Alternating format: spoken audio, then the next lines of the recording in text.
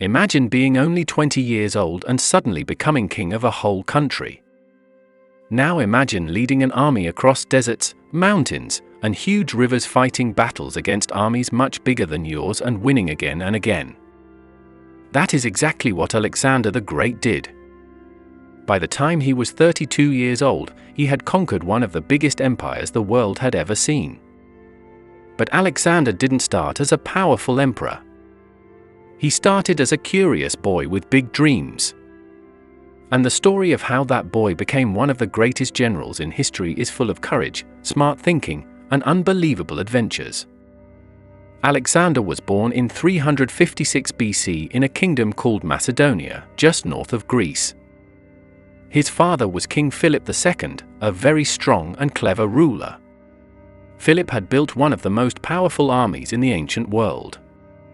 His soldiers were well trained and used special weapons that made them very dangerous in battle.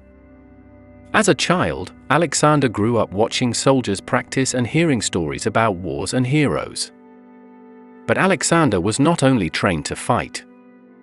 When he was 13 years old, he was taught by one of the smartest teachers in history, Aristotle. Aristotle taught Alexander about science, nature, geography, stories, and how to think carefully about problems. These lessons helped Alexander become more than just a warrior. They helped him become a thoughtful and intelligent leader. There is also a famous story about Alexander when he was still a boy. One day, his father bought a powerful horse that no one could control. The horse kicked, jumped, and scared every rider who tried to sit on it. But Alexander noticed something others didn't. The horse was afraid of its own shadow. So Alexander turned the horse toward the sun so it could not see its shadow anymore. Then he slowly calmed it down and rode it. The horse was named Bucephalus, and it became Alexander's favorite horse for many years. Even as a child, Alexander showed something special. He looked carefully at problems and found smart solutions. But when Alexander was 20 years old, his life suddenly changed. His father, King Philip II, was assassinated. This meant Alexander became king of Macedonia. Many people believed he was too young to rule.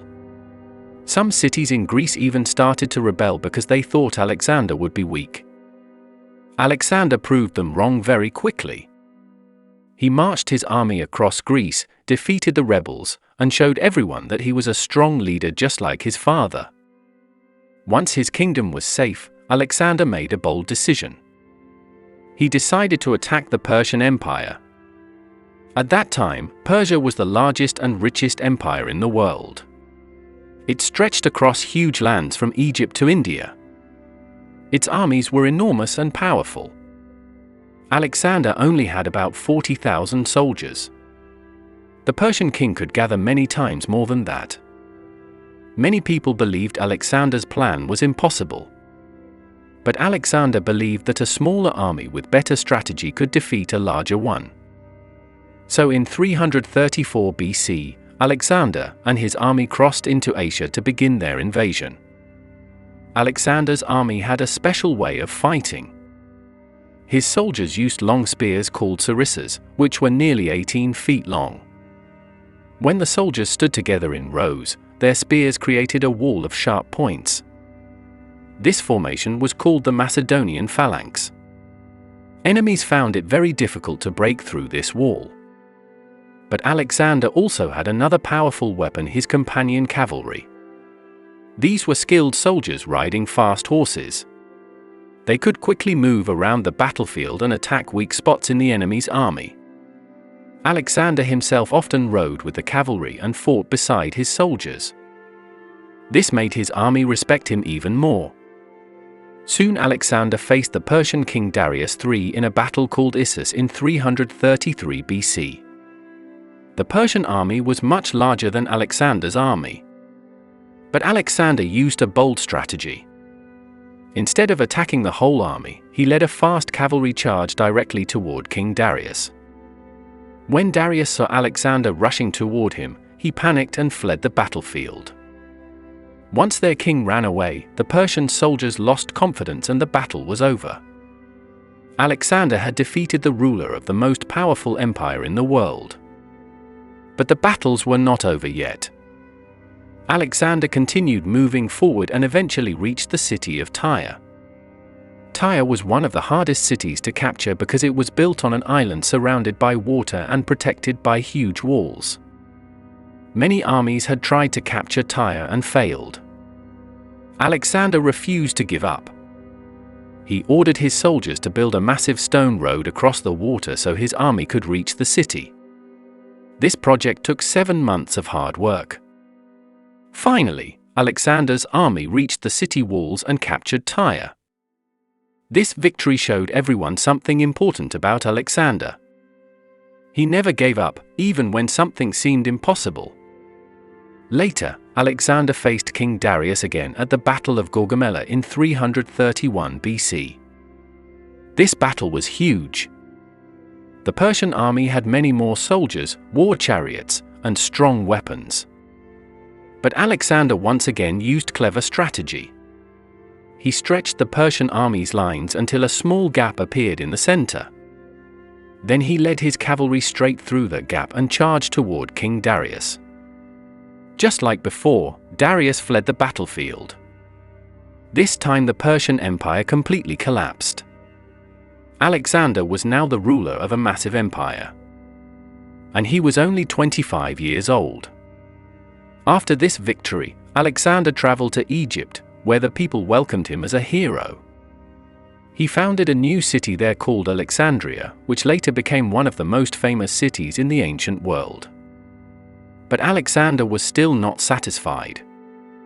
He continued marching east into lands we now call Afghanistan, Pakistan, and India. His army traveled through deserts, mountains, and jungles. They fought many battles and explored lands that Greek soldiers had never seen before. By this time, Alexander's army had marched more than 20,000 miles. That is almost the distance around the earth. After years of fighting and traveling, the soldiers became very tired. When Alexander wanted to continue even farther into India, his soldiers refused. For the first time, Alexander had to stop his journey. He turned his army around and began the long trip back home. In 323 BC, Alexander arrived in the great city of Babylon. He was only 32 years old, but he had already built one of the largest empires in history. Then something unexpected happened. Alexander suddenly became very sick with a high fever. Within a few days, he died. Even today, historians are not completely sure why he died. Some believe he caught a disease. Others believe he might have been poisoned. Because Alexander died so young, he never chose a clear ruler to take his place. His generals fought each other for control, and eventually his empire broke into several smaller kingdoms. But Alexander's legend never disappeared. People still remember him today because of his bravery, intelligence, and determination.